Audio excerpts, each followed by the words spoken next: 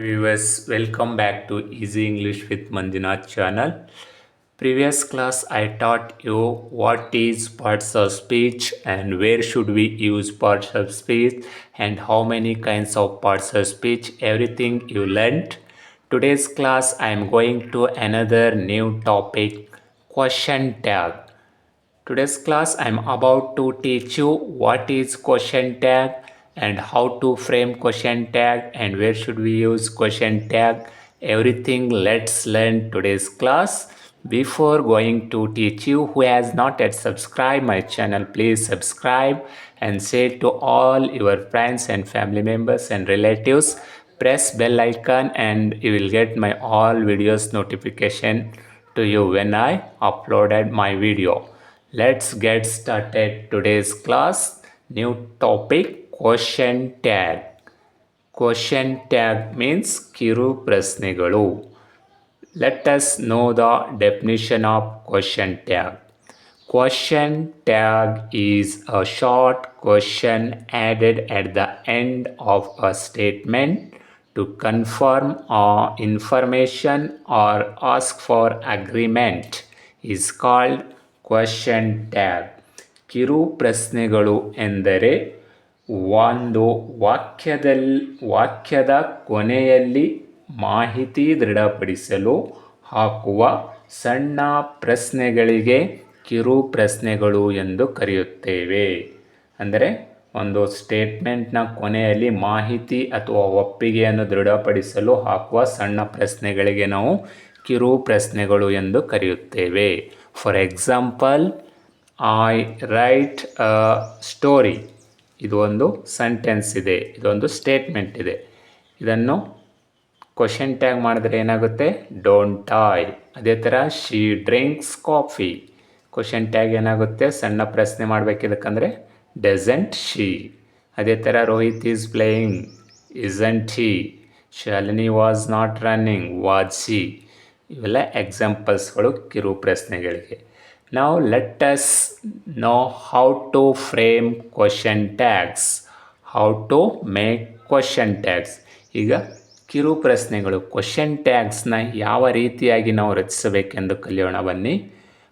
First we should take the helping verb of given statement.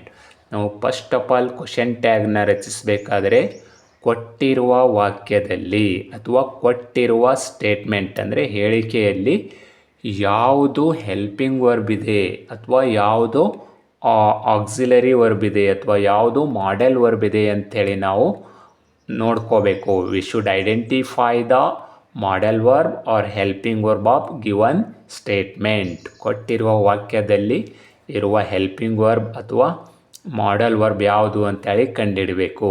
V should take that. ಅದನ್ನು ನಾವು ತೆಗೆದುಕೊಳ್ಬೇಕು, modal verb helping verb ಯಾವುದಂತ.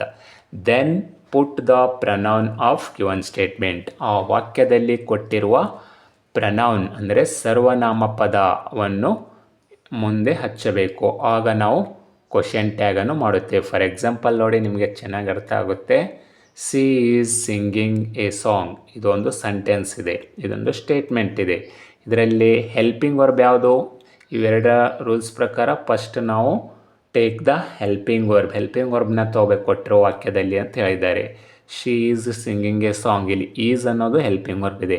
ಫಸ್ಟಿಗೆ ನಾವು ಇಲ್ಲಿ ಈಸ್ ತೊಗೊಂಡೇವೆ. ಆಮೇಲೆ ಸೆಂಟೆನ್ಸು ಪಾಸಿಟಿವ್ ಇದ್ದರೆ ಕ್ವಶನ್ ಟ್ಯಾಗು ನೆಗೆಟಿವ್ ಆಗುತ್ತೆ. If the sentence is positive, question tag will be negative. If the sentence is negative, question tag will B positive. ಅಂದರೆ ಪಾಸಿಟಿವ್ ಸೆಂಟೆನ್ಸ್ ಇದ್ದರೆ negative question tag ಆಗುತ್ತೆ, negative sentence ಇದ್ದರೆ positive question tag ಆಗುತ್ತೆ. For example, C is singing A song. ಇದು ಒಂದು positive sentence ಇದೆ. ಈಗ question tag ನಾವೇನು ಮಾಡಬೇಕು? ನೆಗೆಟಿವ್ ಮಾಡಬೇಕು. ಅಂದರೆ ಇಲ್ಲಿ ಯಾವುದೇ ನಾಟ್ ಇಲ್ಲ, ಅದಕ್ಕೋಸ್ಕರ ಇಲ್ಲಿ ನಾಟ್ ಹಾಕಿದಾಗ ಅದು ನೆಗೆಟಿವ್ ಆಗುತ್ತೆ. ನೋಡಿ, ಇಲ್ಲಿ ಫಸ್ಟಿಗೆ ಹೆಲ್ಪಿಂಗ್ ವರ್ಬ್ ತೊಗೋಬೇಕಂತ ಹೇಳಿದ್ದೇವೆ. ಈ ಸೆಂಟೆನ್ಸಲ್ಲಿ ಹೆಲ್ಪಿಂಗ್ ವರ್ಬ್ ಯಾವುದಿದೆ? ಈಸ್ ಇದೆ. ಫಸ್ಟಿಗೆ ನಾವು ಈಸ್ ತೊಗೊಂಡಿದ್ದೇವೆ. ಇದು ಪಾಸಿಟಿವ್ ಸೆಂಟೆನ್ಸು. ಪಾಸಿಟಿವ್ ನೆಗೆಟಿವ್ ನಿಮ್ಗೆ ಗೊತ್ತಿಲ್ಲ ಅಂದರೆ ಇಲ್ಲಿ ನಾಟ್ ಇಲ್ಲ. ನಾಟ್ ಇಲ್ಲ ಅಂದರೆ ಹೆಲ್ಪಿಂಗ್ ವರ್ಬ್ ನಂತರ ನಾಟ್ ಹಾಕಬೇಕು. ಇಲ್ಲಿ ಈಸ್ ಆದಮೇಲೆ ನಾಟ್ ಹಾಕಿದ್ದೇವೆ. ಇಸಂಟ್ ಆಯಿತು. ಶಾರ್ಟ್ ಫಾರ್ಮಲ್ಲಿ ಬರಿಬೇಕು ಯಾವಾಗಲೂ ಕ್ವಶನ್ ಟ್ಯಾಗು. ಇಸಂಟ್ ಆಯಿತು. ಆಮೇಲೆ ಪ್ರನೌನ್ ಯಾವುದಿದೆ? ಶಿ ಅನ್ನೋದು ಪ್ರನೌನ್ ಇದೆ. Isn't she. ನೋಡಿ ಇಲ್ಲಿ ಶಿ ಹಾಕಿದ್ದೇವೆ, ಈಗ ಇಸಂಟ್ ಶಿ ಅಂತೇಳಿ ಕ್ವಶನ್ ಟ್ಯಾಗ್ ಆಯಿತು. Very simple question tag frame ಮಾಡೋದು, ವೆರಿ ಸಿಂಪಲ್. ಫಸ್ಟು ಕೊಟ್ಟಿರುವ ವಾಕ್ಯದಲ್ಲಿ ಅಥವಾ ಹೇಳಿಕೆಯಲ್ಲಿರುವ ಸಹಾಯಕ ಕ್ರಿಯಾಪದ ಅಥವಾ ಸಹಾಯಕ ಕ್ರಿಯಾಪದ ಇಲ್ಲ ಅಂದರೆ ಮಾಡೆಲ್ ವರ್ಬನ್ನು ಇರುತ್ತೆ, ಆ ಮಾಡೆಲ್ ವರ್ಬನ್ನು ತಗೋಬೇಕು. ಅದರ ನಂತರ ಪಾಸಿಟಿವ್ ಇದ್ದರೆ ಅಲ್ಲಿ ನೆಗೆಟಿವ್ ಕ್ವಶನ್ ಟ್ಯಾಗ್ ಆಗುತ್ತೆ, ಅದಕ್ಕೋಸ್ಕರ ಅಲ್ಲಿ ನಾಟ್ ಹಾಕಬೇಕು. ಆಮೇಲೆ ಏನು ಮಾಡಬೇಕು, ಕೊಟ್ಟಿರುವ ವಾಕ್ಯದಲ್ಲಿರುವ ಪ್ರನೌನ್ ಅಂದರೆ ಸರ್ವನಾಮ ಪದವನ್ನು ಹಾಕಬೇಕು. ಇಲ್ಲಿ ಶಿ ಅನ್ನೋದು ಸರ್ವನಾಮ ಪದ ಇದೆ, ಇಲ್ಲಿ ಶಿ ಹಾಕಿದ್ದೇವೆ, ಅದಕ್ಕೋಸ್ಕರ ಈಸ್ ನಾಟ್ ಶಿ, ಇದು ನೆಗೆಟಿವ್ ಕ್ವಶನ್ ಟ್ಯಾಗ್ ಆಯಿತು, ಯಾಕಂದರೆ ಇದು ಸೆಂಟೆನ್ಸು ಪಾಸಿಟಿವ್ ಇದೆ.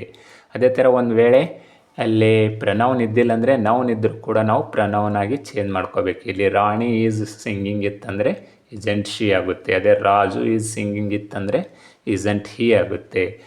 ಫಿಮೇಲ್ ಇದ್ದರೆ ಶಿ ತಗೋಬೇಕು, ಮೇಲ್ ಇದ್ದರೆ ಹಿ ತಗೋಬೇಕು, ಥಿಂಗ್ಸ್ ಇದ್ದರೆ ಇಟ್ ತಗೋಬೇಕು. ಈ ಥರ ನಾವು ಕ್ವಶನ್ ಟ್ಯಾಗ್ನ ರಚಿಸಬೇಕು. ಟ್ಯಾಗ್ ಅಂದ್ರೇನು ಮತ್ತು ಹೇಗೆ ರಚನೆ ಮಾಡಬೇಕಂತ ತಿಳ್ಕೊಂಡ್ರಿ.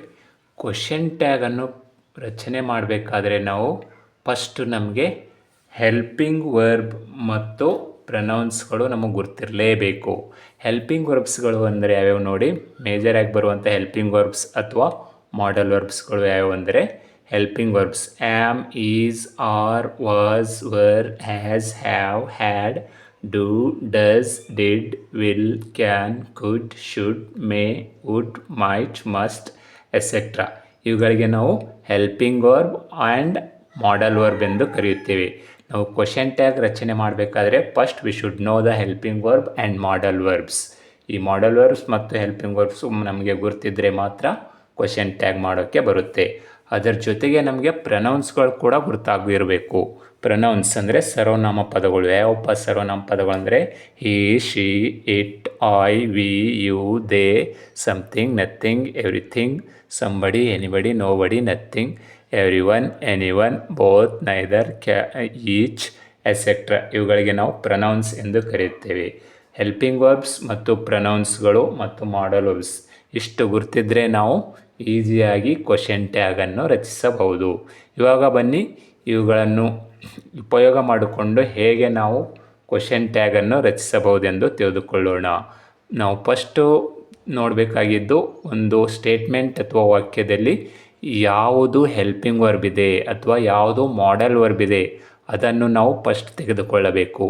ಅದರ ನಂತರ ಪಾಸಿಟಿವ್ ಸೆಂಟೆನ್ಸ್ ಇದ್ದರೆ ಕ್ವಶನ್ ಟ್ಯಾಗು ನೆಗೆಟಿವ್ ಆಗುತ್ತೆ. ಅಂದರೆ ಸಿಂಪಲ್ಲಾಗಿ ಹೇಳಬೇಕಾದ್ರೆ ಆ ಸೆಂಟೆನ್ಸ್ ಅಥವಾ ಸ್ಟೇಟ್ಮೆಂಟಲ್ಲಿ ನಾಟ್ ಇದ್ದಿದ್ದಿಲ್ಲ ಅಂದರೆ ಕ್ವಶನ್ ಟ್ಯಾಗ್ ಮಾಡುವಾಗ ನಾಟ್ ಹಾಕಬೇಕು.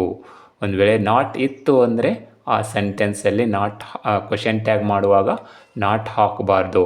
ಅದರ ನಂತರ ಆ ವಾಕ್ಯದಲ್ಲಿರುವ ಪ್ರನೌನ್ ಅಂದರೆ ಸರ್ವನಾಮ ಪದವನ್ನು ಹಾಕಬೇಕು. ಹಾಗೂ ನಾವು ಸರಿಯಾದ ಕ್ವಶನ್ ಟ್ಯಾಗ್ ಆಗುತ್ತೆ, ಆಗ ನಾವು ಸರಿಯಾದ ಕ್ವಶನ್ ಟ್ಯಾಗ್ ಮಾಡಬಹುದು.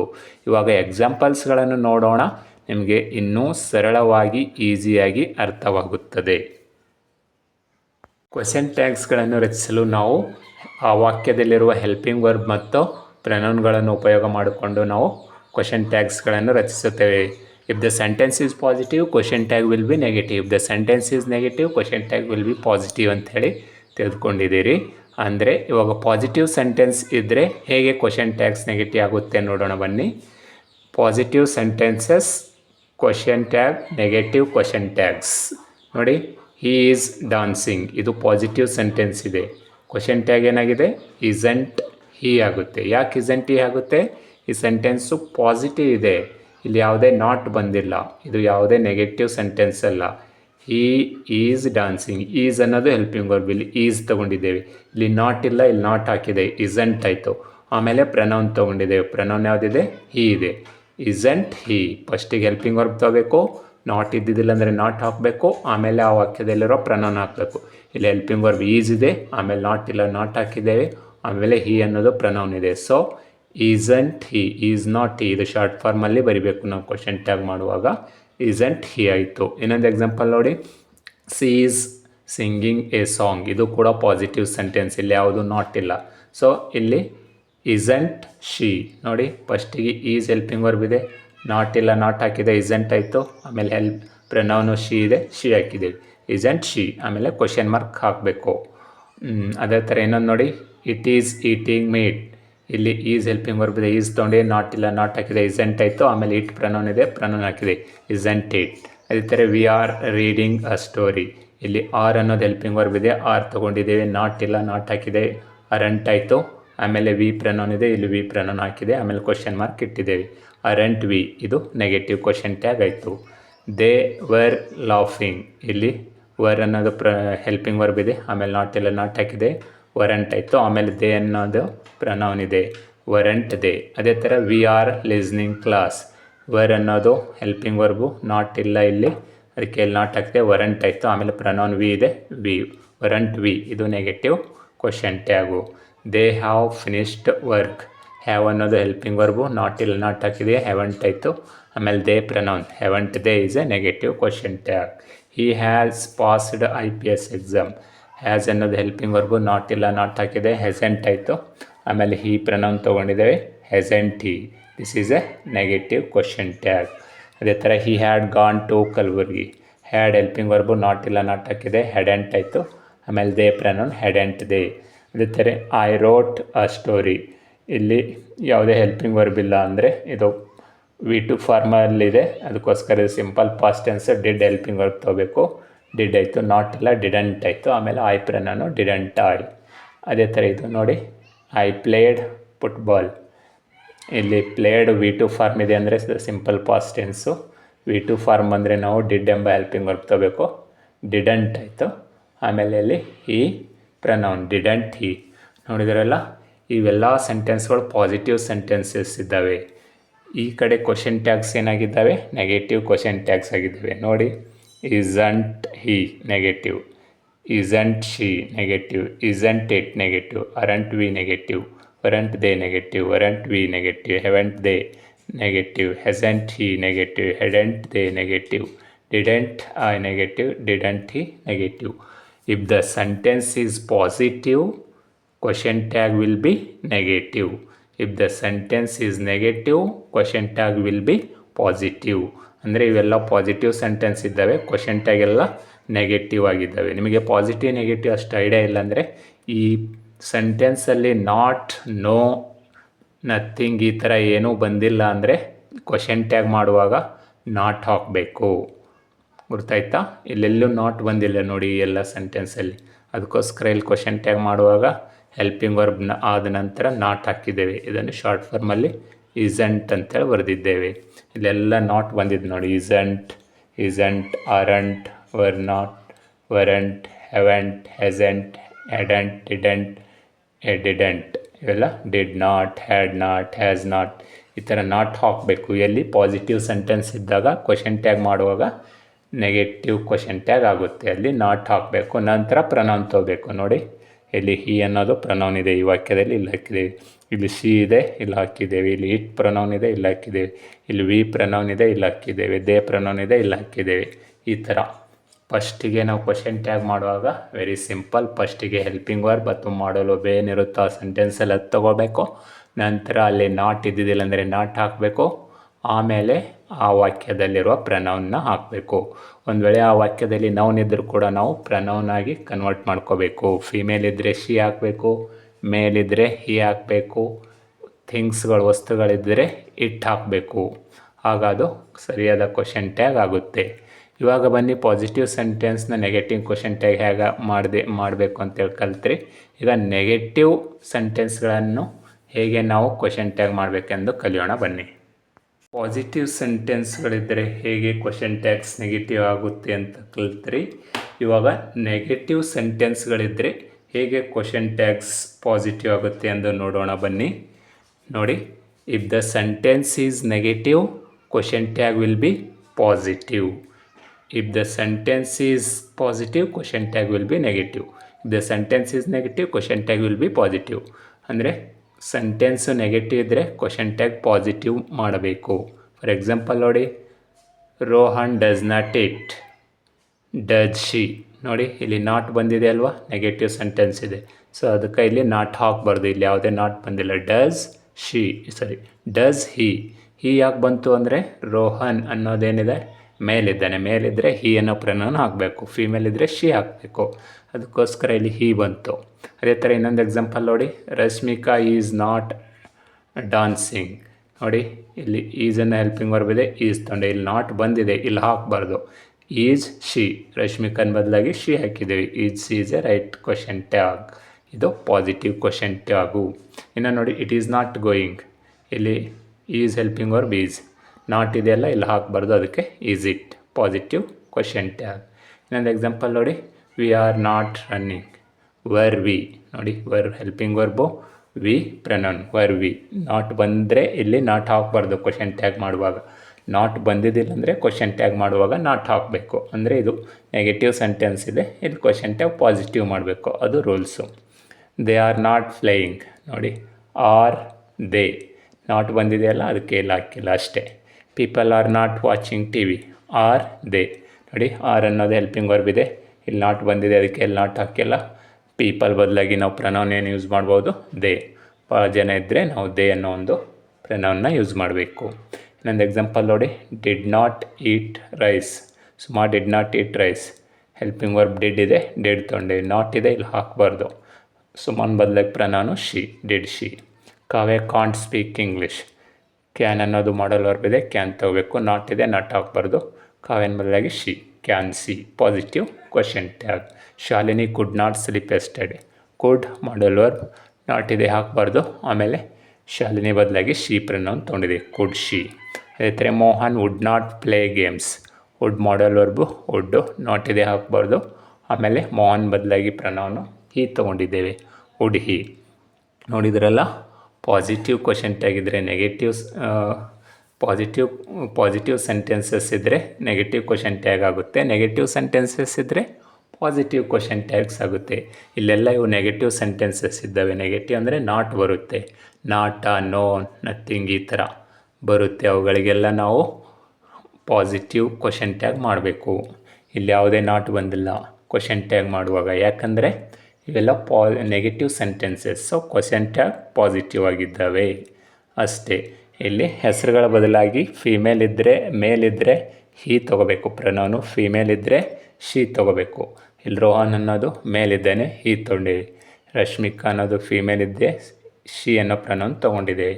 ಒಂದು ವೇಳೆ ಥಿಂಗ್ಸ್ಗಳಿದ್ದಿದ್ವು ಅಂದರೆ ಇಟ್ ಬಂದಿತ್ತಂದರೆ ಅದ್ರ ಬದಲಾಗಿ ಏನು ತೊಗೋಬೇಕು ನಾವು, ಇಟ್ ತೊಗೋಬೇಕು. ಅಂದರೆ ಥಿಂಗ್ಸ್ಗಳಿದ್ದರೆ ಇಟ್ ತೊಗೋಬೇಕು ಅಷ್ಟೇ. ನೋಡಿದ್ರಲ್ಲ, ಪಾಸಿಟಿವ್ ಕ್ವಶನ್ ಟ್ಯಾಗ್ಸು ಮತ್ತು ಪಾಸಿಟಿವ್ ಸೆಂಟೆನ್ಸ್ನ ಹೇಗೆ ನೆಗೆಟಿವ್ ಕ್ವಶನ್ ಟ್ಯಾಗ್ ಮಾಡ್ತೀವಿ, ನೆಗೆಟಿವ್ ಸೆಂಟೆನ್ಸ್ನ ಹೇಗೆ ಪಾಸಿಟಿವ್ ಕ್ವಶನ್ ಟ್ಯಾಗ್ ಮಾಡ್ತೀವಿ ಅಂತ ತಿಳ್ಕೊಂಡ್ರಲ್ಲ. ಇವಾಗ ಬನ್ನಿ ನೆಕ್ಸ್ಟು ಟಾಪಿಕ್ಕು ಇರ್ರೆಗ್ಯುಲರ್ ಕ್ವಶನ್ ಟ್ಯಾಗ್ಸ್ಗಳ ಬಗ್ಗೆ ಡಿಸ್ಕಸ್ ಮಾಡೋಣ ಬನ್ನಿ. ನೋಡಿದ್ರಲ್ಲ ವೀಕ್ಷಕರೇ, ಪಾಸಿಟಿವ್ ಸೆಂಟೆನ್ಸಸ್ ಇದ್ದರೆ ಹೇಗೆ ಕ್ವಶನ್ ಟ್ಯಾಗ್ಸ್ ನೆಗೆಟಿವ್ ಆಗ್ತವೆ ಮತ್ತು ನೆಗೆಟಿವ್ ಸೆಂಟೆನ್ಸಸ್ ಇದ್ದರೆ ಹೇಗೆ ಕ್ವಶನ್ ಟ್ಯಾಗ್ಸ್ ಪಾಸಿಟಿವ್ ಆಗ್ತವೆ ಅಂತ ಹೇಳಿ ಕಲ್ತ್ರಿ. ಇವಾಗ ಬನ್ನಿ question tags without helping verbs. ಒಂದು ವೇಳೆ ಕೊಟ್ಟಿರುವ ಸ್ಟೇಟ್ಮೆಂಟಲ್ಲಿ, ಕೊಟ್ಟಿರುವ ವಾಕ್ಯದಲ್ಲಿ ಯಾವುದೇ ಹೆಲ್ಪಿಂಗ್ ವರ್ಬ್ ಇರಲಿಲ್ಲ ಅಂದರೆ ನಾವು ಹೇಗೆ ಕ್ವಶನ್ ಟ್ಯಾಗನ್ನು ಮಾಡಬೇಕೆಂದು ಇವಾಗ ಕಲಿಯೋಣ ಬನ್ನಿ. ಯೂಸಲಿ ನಾವು ಕ್ವಶನ್ ಟ್ಯಾಗ್ನ ಫ್ರೇಮ್ ಮಾಡಬೇಕಾದ್ರೆ ಯಾವಾಗಲೂ ಫಸ್ಟ್ಗೆ ಹೆಲ್ಪಿಂಗ್ ವರ್ಬ್ ತೊಗೋಬೇಕು, ಪಾಸಿಟಿವ್ ಸೆಂಟೆನ್ಸ್ ಇದ್ದರೆ ನಾಟ್ ಹಾಕಬೇಕು, ಆಮೇಲೆ ಪ್ರನೌನ್ನ ಹಾಕಿದ್ರೆ ಅದು ನೆಗೆಟಿವ್ ಕ್ವಶನ್ ಟ್ಯಾಗ್ ಆಗುತ್ತೆ. ಒಂದು ವೇಳೆ ನೆಗೆಟಿವ್ ಸ್ಟೇಟ್ಮೆಂಟು ಅಥವಾ ನೆಗೆಟಿವ್ ಸೆಂಟೆನ್ಸಸ್ ಇದ್ದಿತ್ತಂದರೆ ಫಸ್ಟಿಗೆ ಅಲ್ಲಿ ಕೊಟ್ಟಿರುವ ಹೆಲ್ಪಿಂಗ್ ವರ್ಬ್ ಅಥವಾ ಮಾಡಲ್ ವರ್ಬ್ ತೊಗೋಬೇಕು, ಆಮೇಲೆ ಡೈರೆಕ್ಟು ಪ್ರನೌನ್ ಹಾಕಬೇಕು, ಆವಾಗ ಪಾಸಿಟಿವ್ ಕ್ವಶನ್ ಟ್ಯಾಗ್ ಆಗುತ್ತೆ. ಬಟ್ ಪಾಸಿಟಿವ್ ಸೆಂಟೆನ್ಸೇ ಇರಲಿ, ನೆಗೆಟಿವ್ ಸೆಂಟೆನ್ಸೇ ಇರಲಿ, ಒಂದು ವೇಳೆ ಆ ಕೊಟ್ಟಿರುವ ಸ್ಟೇಟ್ಮೆಂಟಲ್ಲಿ ಯಾವುದೇ ಹೆಲ್ಪಿಂಗ್ ವರ್ಬ್ ಇರಲಿಲ್ಲ ಅಂದರೆ ಯಾವ ರೀತಿಯಾಗಿ ನಾವು ಇವಾಗ ಕ್ವಶನ್ ಟ್ಯಾಗ್ನ ಫ್ರೇಮ್ ಮಾಡಬೇಕು ಎಂದು ಇವಾಗ ತಿಳಿದುಕೊಳ್ಳೋಣ ಬನ್ನಿ. Question tags without helping verbs ಅಂದರೆ ಸಹಾಯಕ ಕ್ರಿಯಾಪದ ಇರಲಾರ್ದೆ ನಾವು ಹೆಂಗೆ ಕ್ವಶನ್ ಟ್ಯಾಗ್ ಮಾಡಬೇಕು ಅಂತ ನೋಡೋಣ ಬನ್ನಿ. ಲುಕ್ ಎಟ್ ದ ಫಸ್ಟ್ ಒಂದು ಎಕ್ಸಾಂಪಲ್ಸ್ ನೋಡಿ. ಇಲ್ಲಿ I go to temple, I go to temple ಅಂತೇಳಿ ಇಲ್ಲೊಂದು ಸೆಂಟೆನ್ಸ್ ಇದೆ. ಇದು ಪಾಸಿಟಿವ್ ಸೆಂಟೆನ್ಸ್ ಇದೆ. If the sentence is positive, question tag will be negative. Question tag negative ಆಗುತ್ತೆ. ಪಾಸಿಟಿವ್ ಸೆಂಟೆನ್ಸ್ ಇದೆ, ಕ್ವಶನ್ ಟ್ಯಾಗ್ ನೆಗೆಟಿವ್ ಆಗಬೇಕು. ಇವಾಗ ಹಾಗಾದರೆ ನೋಡೋಣ ಬನ್ನಿ. I go to temple. Rules ಪ್ರಕಾರ ನಾವು ಕ್ವಶನ್ ಟ್ಯಾಗ್ ಮಾಡಬೇಕಾದ್ರೆ ಫಸ್ಟಿಗೆ ಹೆಲ್ಪಿಂಗ್ ವರ್ಬನ್ನು ಹಾಕಬೇಕು. ಬಟ್ ಇಲ್ಲಿ ಈ ಕೊಟ್ಟಿರುವ ಸ್ಟೇಟ್ಮೆಂಟ್, ಈ ಕೊಟ್ಟಿರುವ ಸೆಂಟೆನ್ಸಲ್ಲಿ ಯಾವುದೇ ಹೆಲ್ಪಿಂಗ್ ವರ್ಬ್ ಇಲ್ಲ. I go to temple. ನೋಡಿ, ಐ ಅನ್ನೋದು ಪ್ರನೌನು, ಗೋ ಅನ್ನೋದು ವರ್ಬು, ಟು ಅನ್ನೋದು ಪ್ರಿಪೋಸಿಷನು, ಟೆಂಪಲ್ ಅನ್ನೋದು ನೌನ್ ಆಗುತ್ತೆ. But here is no helping verb. If there is no helping verb, how should we frame question tag? This a big question. ಈಗ question ಟ್ಯಾಗಲ್ಲಿ helping verb ಇಲ್ಲ ಅಂದರೆ ಹೇಗೆ ನಾವು ಕ್ವಶನ್ ಟ್ಯಾಗ್ ಮಾಡಬೇಕು? ಅದಕ್ಕೂ ಒಂದು ರೂಲ್ಸ್ ಇದೆ. ವೆರಿ ಸಿಂಪಲ್ ರೂಲ್ಸ್ ಹೇಳ್ತೀನಿ ನೋಡಿ.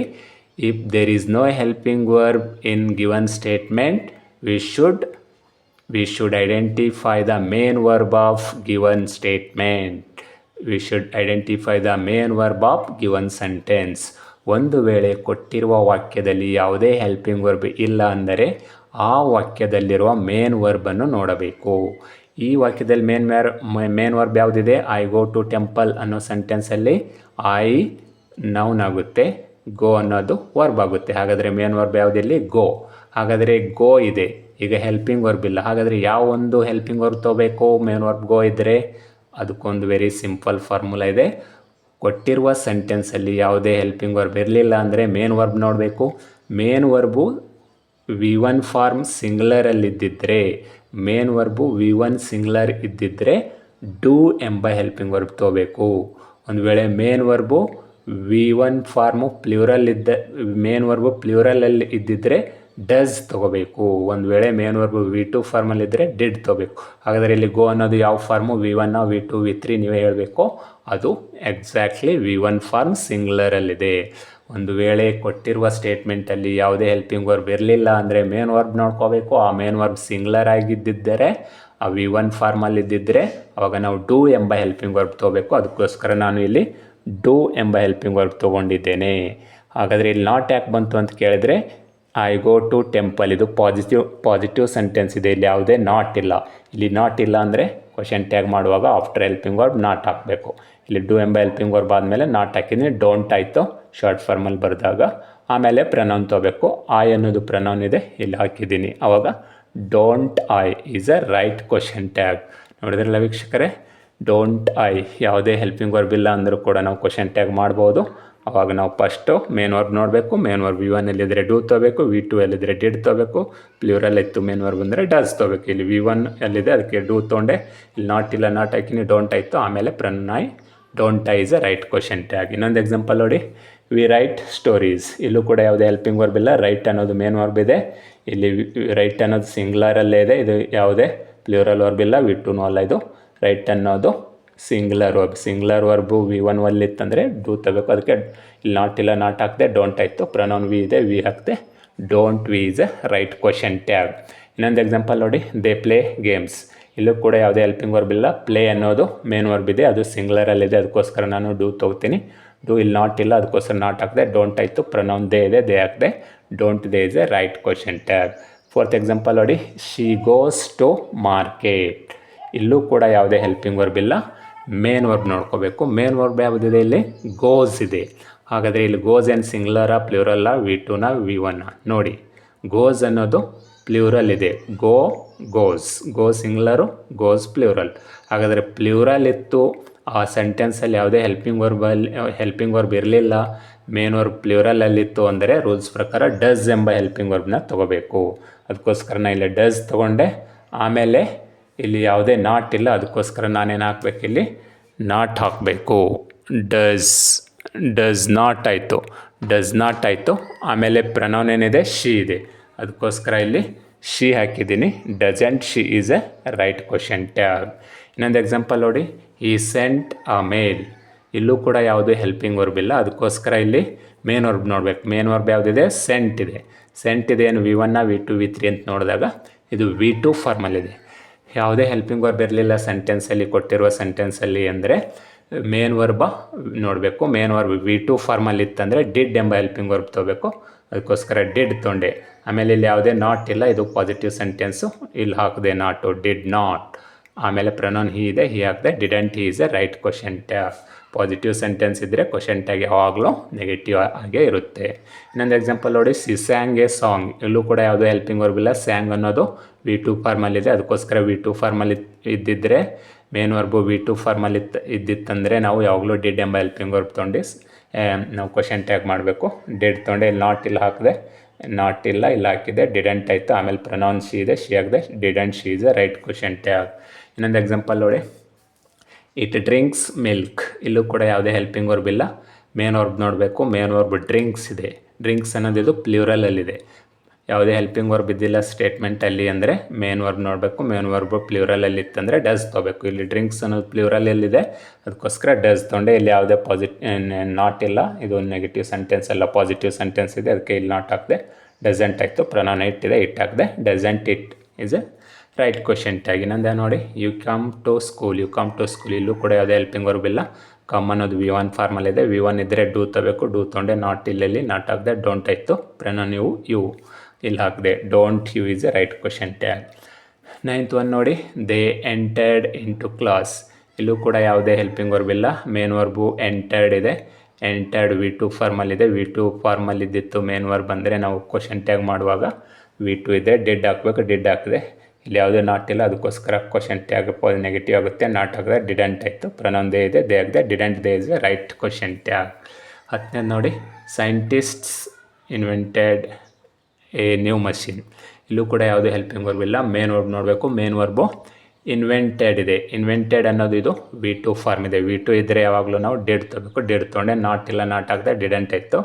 ಸೈಂಟಿಸ್ಟ್ಸ್ ಅಂತೇಳಿ ಭಾಳ ಜನ ಇದ್ದಾರಲ್ಲ, ಭಾಳ ಜನ ಇದ್ದ ಸಲುವಾಗಿ ನಾವು ಪ್ರೊನೌನ್ ಏನು ಹಾಕಬೇಕು, ದೇ ಹಾಕಬೇಕು. ಅದಕ್ಕೋಸ್ಕರ didn't they is a right question tag. 11ನೇ ನೋಡಿ, lawyers argued for my friend. ಇಲ್ಲೂ ಕೂಡ ಹೆಲ್ಪಿಂಗ್ ವರ್ಬ್ ಇಲ್ಲ. ಮೇನ್ ವರ್ಬ್ ಆರ್ಗ್ಯೂಡ್ ಇದೆ, ಆರ್ಗ್ಯೂಡ್ V2 ಇದೆ. V2 ಇದ್ದರೆ ಡಿಡ್ ತಗೋಬೇಕು, ನಾಟ್ ಇಲ್ಲ ನಾಟ್ ಹಾಕಿದೆ, ಡಿಡೆಂಟ್ ಆಯಿತು. ಲಾಯರ್ಸ್ ಭಾಳ ಜನ ಇದ್ದಾರೆ, ಅದಕ್ಕೋಸ್ಕರ ದೇ ಹಾಕಿದೆ. Didn't they is a right question tag.